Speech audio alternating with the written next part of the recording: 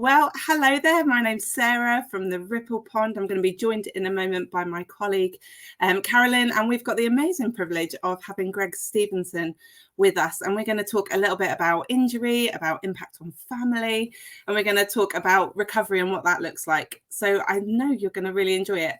But rather than me give intro to Gregg, we've found this video that I think does a brilliant job of it. So we're just going to play that and then we'll carry on with the interview. I became an amputee as a result of a blast injury in Afghanistan in 2009. I'm Gregg Stevenson. I'm a para rower in the GB rowing team. I'm a PR2 rower, so in my classification I sit on a fixed seat, which means I use my trunk and my arms to generate force in the boat. Rowing for me, it is an arduous sport. I compare it to the commando course, those arduous tests that sometimes feel impossible. It gives you what you give it. It feels like a very honest relationship, and if you buy into that, you impress yourself almost once you begin to do it well and you move the boat quickly. It doesn't matter about your disability. It's a really cool experience. My goal is to go to the Paralympics and win it. GB para rowing, not for everyone, except you.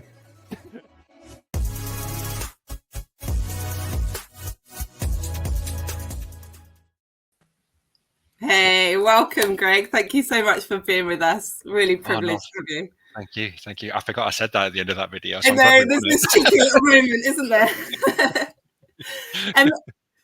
I know that did us a little bit of an intro, but just tell us a bit about yourself, where you come from, and I guess a bit of your journey. Yeah, sure. I grew up in East Lancashire, where I'm settled now. Some people call me the boomerang kid. I think I've tried to escape East Lancashire a few times, the military being one of my, the chosen method. But yeah, no, I seem to have a big connection with East Lancashire, and I think a lot of people experience this in their childhood. They grow up in an area and you see the faults and you see the things that you want to move away from. But as I get older, I feel more and more connected to East Lancashire, and yeah, really proud to be from here. So that's a nice feeling. But yeah, what can I say about my childhood? I was self-diagnosed ADHD, I would say. Didn't like sitting in classrooms. Didn't like anything that was too formal, but loved being outdoors, loved learning, loved being Boy Scout. I live in a rural area, so anything that involved mud, mischief, motorbikes, I was there. So it was pretty obvious from an early age that the military was going to be a really good setting for me. I put it off a little bit. Tried mainstream education, went to college. I think I lasted a term, and then we made the decision at 19 that I should do what I've been putting off, which is join the military. Oh, amazing! And so, what did you go into the military? What did you join? So I joined as a Royal Engineer. So yeah, went and got a trade. Really enjoyed that. Like that hands-on learning. That's what I was about in my childhood, and it's what I knew. I had a funny feeling I was going to be good at that in the military. So I really enjoyed that. So all the roles that came with being an engineer, it's quite a diverse role. It was always busy. It wasn't just one segment, and I kind of knew that, learned the hard way as well, that I'm not particularly good at just focusing on one thing. I kind of like a few different spinning plates. That's what got the best out of me. Did the All Arms Commando course and settled at 2-4 Royal Engineer Commando Regiment.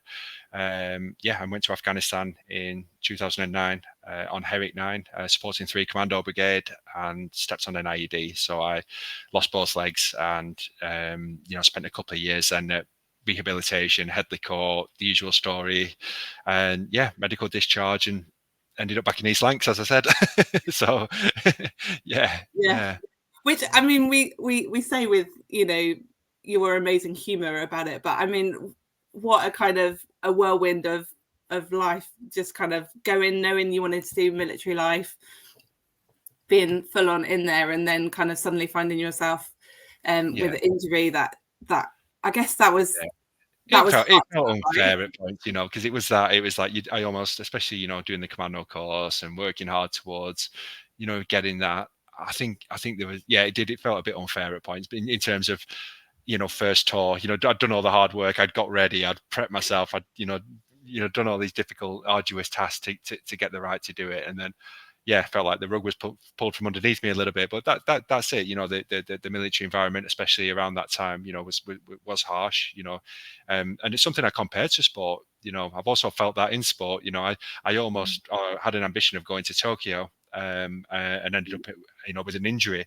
So I experienced that again. The fortunate thing about that was I'd been through that process once, and I'd learned kind of the hard way, which tends to be my story. I tend to need to do things the hard way, but like I'd learn about what keeps me resilient, what enables me to bounce back, and a younger Greg probably would have told you that was doing arduous things. So that was doing the difficult tasks. But actually, I'm a big believer in resilience being a skill, something that we need to work on. And that things like social connection, family, being in an environment, connection with your community, adequate sleep, balanced diet, exercise, all these things tie into it. They do for me anyway. And, there are plenty of studies that do point out these things. So I learned, again, the hard way, these are the things that keep me well. So I think when I went through the negative experience of almost stepping off the rowing program, in the first attempt, the real fortunate thing about going through a medical discharge is, I'd learn, how to transition, better, how to develop a different identity, and, something, find that purpose, that thing that, I probably needed a little bit more of in childhood, and, learn in the military, to have something, have a goal, have an ambition. Well, you've done fantastically well, because obviously we need to talk about your gold medal, don't we? So I noticed in that video that you said you wanted to go to the Paralympics and win gold, and you did, didn't you? How did that feel? Like, unbelievable. And it was a really strange feeling to say things like that at the time, because it felt almost like, can I really do that? Or a little bit arrogant, like, can we talk about humility and, listen, if I'd had an attitude like that on the commando course, they'd as soon, put me straight. But that's what I learned, again, when I talk about like developing as a person and fitting, the environment that you're within. I was in an elite sports environment, and a big part of that was ownership. And that was something that I wasn't particularly good at, and so for me, actually beginning to articulate and verbalize, what it is we're trying to achieve. Like I say, setting goals. Well, fundamentally, the goal is to win a gold medal, and then we could then how do we get to that? How do we break this down into, without being too cheesy, the step-by-step guide to winning a gold medal. And that was it. Then it helped me buy into the monotonous training, the drives down the M6, every week, and the difficult things. It's glamorous. The racing's the glamorous side, and like the iceberg analogy.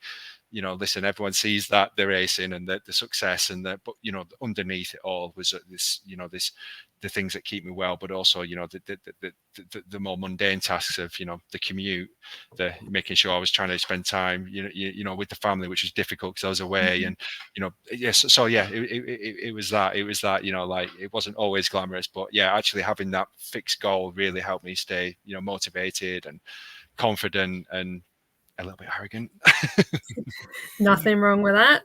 I mean, if you're at the top of your game, I think you're entitled to be, aren't you? Yeah, and that's sport, and that's what I mean about that black and white. The similarities with military. It is a harsh environment, and the thing I love about sport is it doesn't care who you are, where you're from, or what you've done.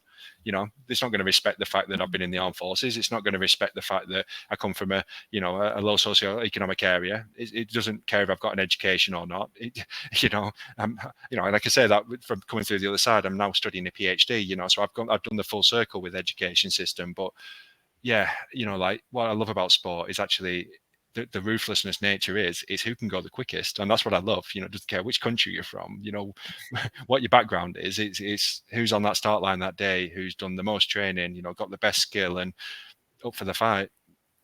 And so, if it hadn't been rowing, would there have been another sport? Would you have gone into something else? Yeah, I think so. And that was the beauty of the Invictus Games. I was sat on my backside feeling sorry for myself in 2012 when it all kicked off, and I saw JJ Chalmers and Scott Minar and all these characters that I went through rehabilitation with, who are now doing epic things. And I'd hurt my back running quite significantly. I was trapped in a pain cycle, quite highly medicated and not able to do much, and feeling sorry for myself, in all honesty. And it was difficult. I had a young family. Things had been going okay, like I'd got a job, and I felt like I was losing all that quickly because I was getting to the point where I was struggling to leave the house. No, I was at the point of struggling to leave the house, in all honesty. So yeah, I think for me, I saw that happening, and there's something about peer support, isn't there? And seeing peers do things, and I thought, I can do that. Not taking anything away from what they achieved and all these wonderful people I was seeing, but I'd seen, the Paralympics at London 2012 as well. And again, I was another one inspired by that, because it was such a wonderful, reframing of disability, and I perhaps was still struggling with my identity around that. And, all these things sort of culminated in a bit more positive thinking for me, and embracing my disability and embracing my new identity, but also learning that I could still be a bit of a savage, could still be a bit of a badass with a disability. And, what I was doing, what could I do in the gym other than running? Because I kind of went back to running because that's what I did in the military. And it was, again, part of my identity. I was pretty good at running, and I was going to be pretty good at running with prosthetics, but it just didn't suit me. I'm 90 odd kilos, I'm quite tall, hence, I'd love to tell you rowing was about skill and, ability, but actually, I was 6'5" before injury, and, I've got a big set of lungs on me and quite long arms. So I'm pretty well suited to rowing. And that's the thing I learned at the Invictus Games, we tried different sports, and I just had a bit of an affinity. I knew it wasn't running because of the injuries I'd caused myself. And rowing seemed to be something I could do without causing, particular damage. It emulated running in terms of a similar physiology. I was never a sprinter. I was more of a long distance runner. And it was brutal, and it was everything I was looking for. So yeah.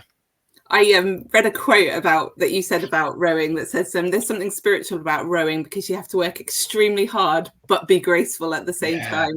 Yeah. And then you can imagine what I was like when I first started, like it wasn't pretty, and it was, you can have all the intent, you kind of get away with it on the indoor rower. I set lots of records and, got a bit of a reputation for working hard, but, like I go out on the water and you just see people you're training next to the Olympians, it's a really cool program at rowing because it's blended so well, and you just see people kind of go, okay, he's got all the raw attributes, but he's raw, and there's something about like sort of harnessing like the aggressive competitive stuff and actually the mental health and putting the two together. And listen, I'm all about that now, and it's about you, it's about understanding that they're very, very useful attributes, the desire to want to work hard, aggression used in the right way is a useful behavior, but also, like how can I get the best out of myself? How can I make this boat move, as quickly as possible? And like you say, that's about harnessing that power. That's about using it at the appropriate times. That's about, being in sync with my rowing partner, Lauren, and there's so many analogies into daily life with that, isn't there? It's not bull in a china shop. It's being, knowing when's the right time to, really push and also knowing when's the time to, take stock, when reflect, do the admin, do the fundamental things that are going to keep everything ticking over. It can't always be the cherry on top iceberg analogy, can it? It can't just be the fun stuff. And that's how I sell it to myself now. We used to always say winter miles, summer smiles, and it's the same with work. It's the I enjoy the PhD and I enjoy the research side of it. Perhaps not so much the putting the words down on paper. I love going down rabbit holes and really getting intricate with little details and things I find fascinating. And then I remember actually there needs to be some words on paper here. So yeah, there's so many analogies about rowing. You get what you put in, what you get out. It's one of the most honest sports like that. But yeah, something about that swan analogy as well of moving gracefully on top, but hell for leather underneath. And how did you find, we've spoken quite a bit about how the rowing helped you. Did it help your family? Did it with your recovery and your journey? How did the family find it?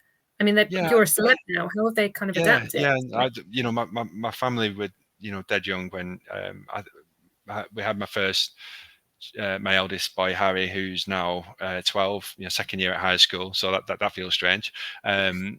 But yeah, when he was born, I was very new on my prosthetics. I'd taken, life was quite settled, quite easy in a strange way. I wasn't trying to push the boundaries too much, but I was also, still developing that identity and connecting with my community, and probably not doing a very good job at it. Quite socially isolated. So yeah, I think the family do, bear the brunt of that. My wife encouraged me to, especially when we sorted the back out, and I'll be honest, my wife really helped me, navigate the NHS. Fortunately, she was a medical secretary for, a lot of years, so she understood that, one phone call sometimes isn't going to get the job done. It's about checking in and making sure your GP understands need. And, when I was being asked about how much pain I'm in, like I was downplaying it, not deliberately, on reflection now, I should have been saying 9 out of 10, and I was saying I'm kind of all right, typical veteran, trying to put a brave face on it, and thinking everybody's probably worse than me. But actually, I was getting to, back spasm stages and not being able to get off the settee, that's when things need taking care of, isn't it? So yeah, it was difficult for them, and it was difficult for them to see me, a shadow of my former self, and the depression that came with that, and not having a job, and just, my self-esteem taking a kick in, and that does affect them. I think it must be incredibly difficult. And my biggest foundation and my biggest grounding is always, been my family, and I am so fortunate to have that. I know without that, it would have been a lot worse. Yeah, just incredible. How do you because I can imagine it's young family, recovering. How do you create those open conversations? I'm thinking of your kids really growing up in that. How have you kind of as a family navigated that together? The sport really helped, because by the time Jack, my second boy, who's 9 now, by the time he came along, I'd had my, I always say it felt like 48 months wobble, like in all honesty, it was probably 6 months of real horrible depression, and then, 18 months of, dusting myself down and reestablishing myself, getting back into work, coping without pain medication, getting some level of fitness where I didn't need that, and I could mobilize well with my prosthetics without my back spasming. So it kind of took 2 years to get to that point. So by the time Jack came along, I was more active, and I was going to the gym, on a daily basis, just recreationally, but also because of how good it was for my back. Once I was doing the appropriate exercises, so I was chasing around after him a bit more. I was feeling a bit sorry for Harry, bless him. He kind of got lethargic, Dad. But yeah, I was coaching their football teams and things like that. So it was kind of cool to grow up, I think, for him like that in a strange way, because all these friends, that were playing football and things like that saw me as an amputee, and I always wear shorts because it's easier for me. So yeah, the questions were done and dusted, and it was what it was. Dad had prosthetic legs, and yeah, he's still pretty strong. He's still up for a laugh, whatever. And that's been a really nice, sort of simplistic attitude towards my disability, and mental health. I don't go into everything with them, obviously, but I obviously don't, I'm not opposed to discussing mental health. I'm up until recently was a mental health practitioner, working in the NHS. So, we talk about what keeps people well, the power of exercise, the playing sport, having friends, like learning new skills, all these fantastic things that, we care deeply about as a family, because, we've experienced life when those things aren't going well. So have you found the narrative around disability has changed at all? Are people more kind of open to having those conversations, or is there still that kind of awkwardness? No, I like to think so. And yeah, it's funny how you become full circle, isn't it? And it was probably me more awkward more than anyone else. And even I think sometimes it's a generational thing with disability. It can be incredibly well intended, but it can almost feel, a little bit condescending, the way disability is discussed. Or aren't you doing well? Like, yeah. Am I? Like, I'm just trying to go to work, or I'm just in the gym. Like, but yeah, I don't read too much into that, because I know, listen, 99% of people out there are really well intended, and yeah, it's, listen, conversations could be, worded better and a little bit more respectfully on occasions. I might not want to discuss how I lost my legs when I'm in the King's Cross train station, trying to grab a brew before a 4-hour train ride home, but listen, that's the way it is. And I think any conversation around disability is a positive one. But yeah, I think the general tone and what I've just witnessed in Paris is, the environment and the, you know, the level of ambition within the disabled community is only rising, and the opportunities are getting better, you know, and there is an equality, you know, on the horizon. Things are looking pretty good. I think they're looking amazing. Like some of the days, like at the Paralympics, where you were like, you couldn't even keep track of the medals that were just flying in. It was phenomenal and so inspiring to watch, and led to so many helpful conversations with the family of like, come on, doesn't matter where you know, you can be the best you're called to be, and just kind of go for it. So I think it's just can only be positive for 100%. You know, we talked a lot about, you know, Lauren, you know, really frames this well, who I row with, that, you know, we went to Paris to compete, we're not there to participate. And I think that's been like the attitude of old, you know, that generational thing. I think sometimes, you know, the Paralympics, you know, the participation, but I really bought into that. We were there to compete, you know, because the training was so brutal. You know, that wasn't just trust me, you know, somebody, I'm not saying I was the most Ali soldier ever, but I've done some pretty arduous things, and I did work hard. And, you know, growing up in East Lancashire, I've been involved in a few fun runs, and, you know, I'm not opposed to a hill rep or two. That was brutal. I'm very opposed to a hill. I just say I'm very opposed to it. So yeah, you know, I take it from me, you know, the training was as hard as it gets. You know, it's brutal. We really, you know, worked our backsides off. So yeah, actually to have that, you know, appreciated, you know, and respected, you know, that the closing ceremony, you know, pinch me moment where I sort of just took a step back and saw a full stadium of people, you know, cheering and just celebrating and, you know, having a really good time, you know, and just thought that's a really cool sign that people are in, you know, people appreciate that, you know, that hard work and that competition and what they've just witnessed. Yeah, absolutely. Yeah, it was phenomenal. It was brilliant. We were all on the edge of our seats, like watching. It was absolutely amazing. Yeah. What would you say to families who are in a similar situation? So they are supporting a loved one who has, you know, and maybe in that earlier stages of kind of navigating, responding to injury, and, you know, be that physical or psychological, because, you know, obviously you've done a whole load of work as a mental health peer support worker as well. And so I think, you know, we spend a lot of time with our families kind of as they're adapting as well, because the adapting is across the board, isn't it? What would you say to families that are in that kind of situation and just navigating it and trying to learn and grow?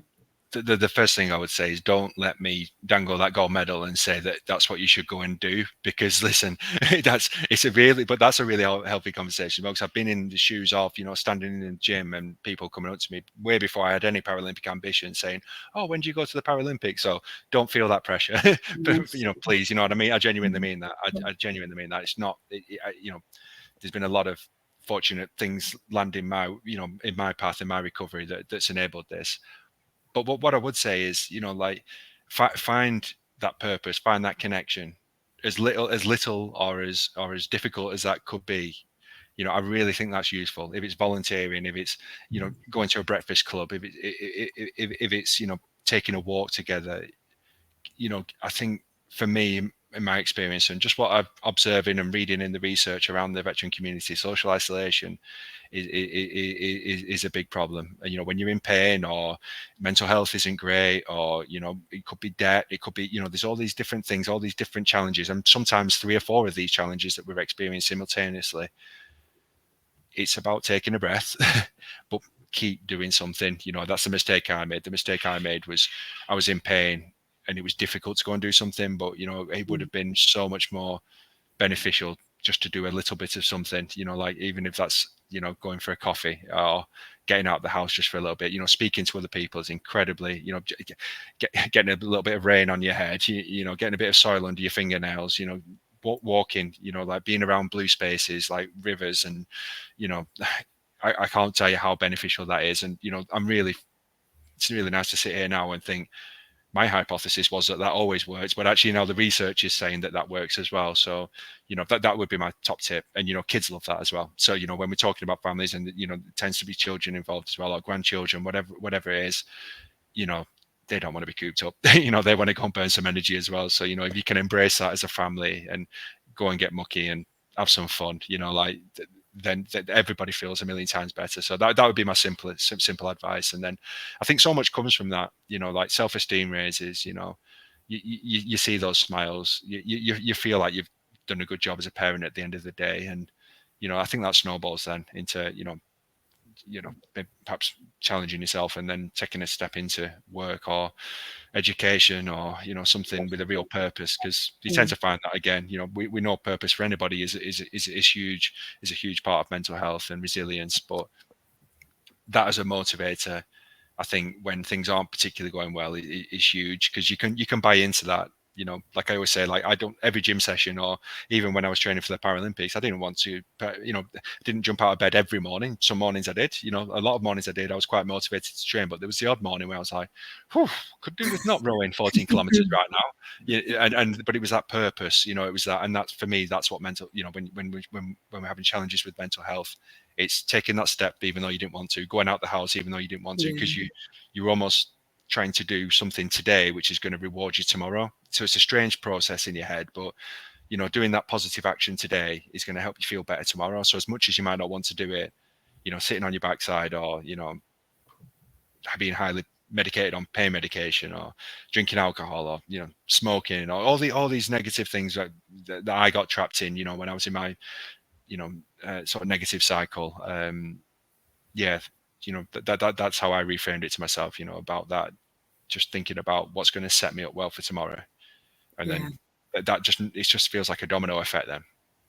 And I think that's great advice for anyone, isn't it? Regardless of whether you've got a disability or you're a carer, it's just fantastic advice to actually get out there and do something and find your passion as well. Yeah, and it's not easy, like that's it. I'm aware that I'm sat here, and when I was in my deep darkest days of depression, I'd have probably gone, "It's all right for you, mate." But it really is that, and it really can be really, really simple. Like I'm talking, I started with 5-minute walks, just going for a brew with an old friend, just get things moving again. So good, really helpful. I think we were just going to ask you, obviously, with Remembrance Day coming up, how do you as a family kind of mark Remembrance Day? Just wondered how you navigated that. We've always gone to the local cenotaph, so that the kids have grown up around that, so they I think it's part of their routine, and it's good to see at the school they do the RBL print offs, and the colouring in, and it tends to be a veteran go in. I've gone in before now, talking about the significance of remembrance. We go and watch our local football club, so they usually mark the occasion, the closest game. So I think the as a family we feel remembrance is just a wonderful time. And and again, you talked previously about like an honest discussion, and obviously we're talking about children. I don't want to go into anything too traumatizing or for me or them, but an honest conversation about for friends that weren't as fortunate as me, in Afghanistan, and how proud we are of them, and what that means. What does remembrance mean? That's paying respects to somebody who had the unfortunately paid the ultimate sacrifice, but also we can reflect on them as a person, which I think is incredibly useful. Sometimes you see the names on the cenotaph, and for me, you don't get to know the character. And we talk about one lad in particular who had the best sense of humor, and was a real joker, and had a bit of a petting zoo in the middle of a forward operating base in Afghanistan, because he was just a lovely guy and just enjoyed making people laugh. And we have chickens now at home, particularly because of that, but it reminds me of he had a couple of chickens at one point, and we can share those stories that just remind people that these are human beings and bloody good lads and lasses that we're talking about, and I think there's a real side to that, and I like that. I like to remember the people, not just the names and the the markings we see on the wall. I think it's about remembering the people and the families of that, because obviously that's the wider impact is massive. Yeah, thank you. Was there anything else, Carolyn, you wanted to ask? I think that was pretty much it. Yeah, Greg, I think honestly, great. Yeah. Greg, it's been just such a privilege to speak to you. So really appreciate your time and really appreciate you coming. And I know our members will really appreciate the honest conversation and the journeys that you've been on and how that's impacted family. And so thank you. Oh no, nice one. Thank you for for giving me the message and getting it done. Yeah, appreciate it. Oh, brilliant. Thanks very much. Thank you. Okay. See you. Bye.